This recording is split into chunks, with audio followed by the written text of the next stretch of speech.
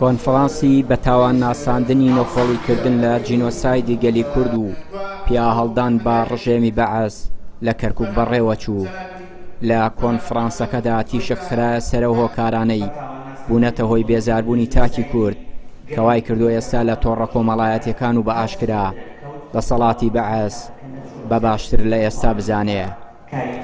ماوەی 2 ساڵێکە بۆ 3 ساڵە چێ دیاردەی ستایشکردنی بەعەز لەناو کۆمەلگای کوردی سەری هێڵداوە و ئامرازە کۆمەڵایەتیەکانی وەک باڵێن تۆڕە کۆمەڵایەتیەکان و سۆسیال میدیا و هەندێک میدیای کوردیش بۆتە ڕێگا خۆشکەر بۆ ئەم دیاردەیە. ئەم دیاردەیە دەبێ سنووردار کرێ بنبڕ بکرێ بە تایبەتی بۆ میلەتی کورد کە خۆی قوربانی دەستی ڕژێمی بەعەزەوە لەسەر دەستی ئەم ڕژێمە ڕوبەڕی چەندین شاڵاوی جینۆساید بۆتەوە.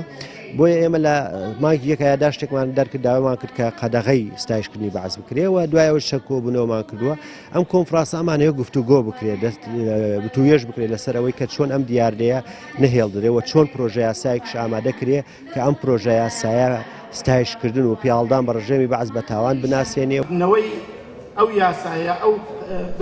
دەسەڵاتی سیاسی هەرێمی کوردستان و نەبوونی دادگەری کۆمەڵایەتی و گەندەڵی و ناشەفافێت لە کاروباری حکوومەت بە هۆکارێکی دیکەی ئەو دیاردەیە دێ کە ئێستا لە سۆشیال میدیا برەوی پێدەدرێت و بە دەسەڵاتی بەعەز هەڵدەدرێ.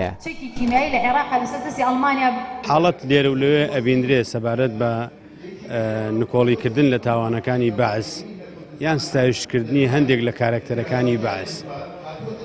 بەشێکی بریتیە لەوەی کە هێشتاکە لە دوای ڕوخانی ڕژێمی سەدام تاوانەکان وەکو پێویست ڕوون نەکرایەوە. بڕیارەکانی دادگای باڵای تاوانەکان لە مەسەلەی ئەنفال و کیمیاباران و ڕاگەواستن و ئەوانە وەکو پێویست کاری لەسەر نەکرا. پرۆسەی عەدالەی ئینتیقالی قەرەبووکردنەوەی قوربانیەکان کاری لەسەر نەکرا.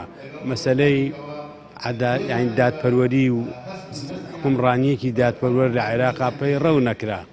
هەموو ئەوانە وای کردووە لێرە و لەوێ هەندێک جار خەڵک تووڕە ببێ بە تووڕەییەوە بەراوردکاری دروستکە لە سەردەمی سەدام بۆ سەردەمی ئێستا. قسەکردن لەسەر پیاڵدان نییە، قسەکردن لەسەر ئەوەیە کە بەڕاستی دەسەڵاتی کوردی کارکتەرە سیاسیەکانی کورد بە تایبەتی حیزبە جلهێزەکان چۆن مامەڵەیان لەگەڵ ستەمکاریا کردووە.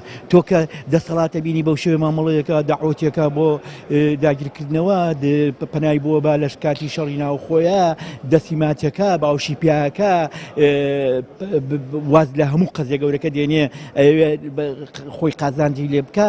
ئەمە ئینسانی گەنجی ئێمە و هاوڵاتی ئێمە هاونیشتیمانی ئێمە تووشی شۆککە ناومێدێکە ئێڵە باشە کامان ناوە بنەی من بۆ بڵێنکەم. بۆیە باوەڕی من فعلەن مابەتەکە بەس پیاهەڵدان نییە، بەس جوانکردنی ستەمکاری نییە.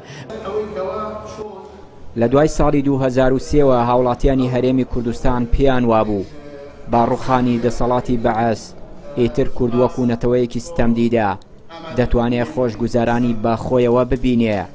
بەڵام دەسەڵاتی 18 ساڵی هەردوو حزبی کوردی وای کرد ئێستا هاوڵاتیانی کوردستان پیان وایە دەسەڵاتی بەعەز بەو هەموو تاوانەوە دەرحەق بە کورد ئەنجامی داوە لە دەسەڵاتی کورد باشترە کە ناتوانێت دادپەروەری و عەدالەتی کۆمەڵایەتی پەیڕۆ بکات. چیانووری کەناڵی پەیام، کەرکووک.